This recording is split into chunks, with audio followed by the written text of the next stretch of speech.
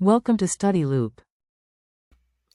Hello, and welcome back. We are now on to chapter 13 once again, and we are now on to problem 32. We're looking at ibuprofen, which is a widely used pain reliever. Probably seen it in your medicine cabinet. It has limited solubility in water, less than 1 milligram per milliliter, which is not very soluble at all. So which part of the molecule structure, gray, white, or red, contributes to its water solubility? So we're looking at what contributes to water solubility. Before looking at anything else, let's talk about it. What makes something soluble in water?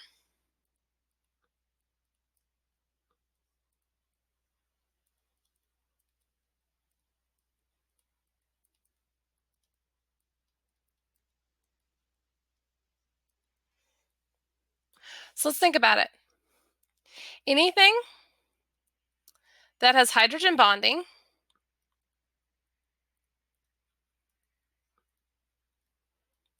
or is polar.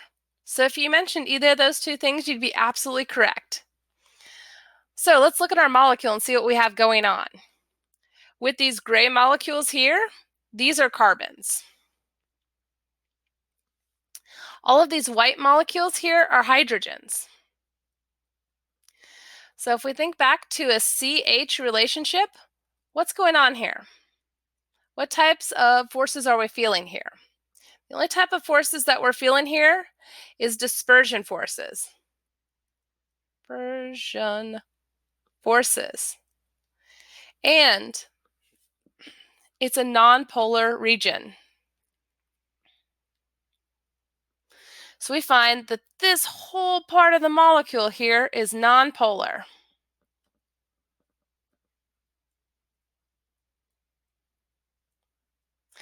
Is a nonpolar and a polar going to be soluble? Absolutely not. So we know that the C and H area region cannot contribute to solubility. So we also have these red molecules here, which are oxygen. So here we have an oxygen bonded to a hydrogen, it looks like, or possibly a carbon oxygen bond here. And this right here is an oxygen hydrogen bond, so an OH bond.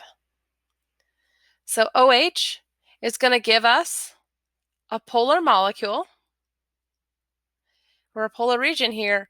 It's also going to give us that hydrogen bonding.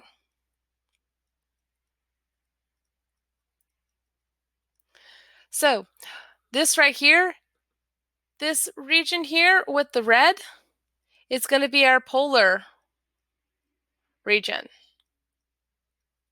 And that's going to help solvate us into water. So which part of the molecule, gray, white, or red, contributes to water? Insolubility.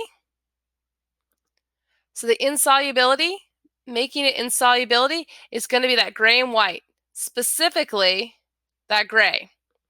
So our answer is gray molecules.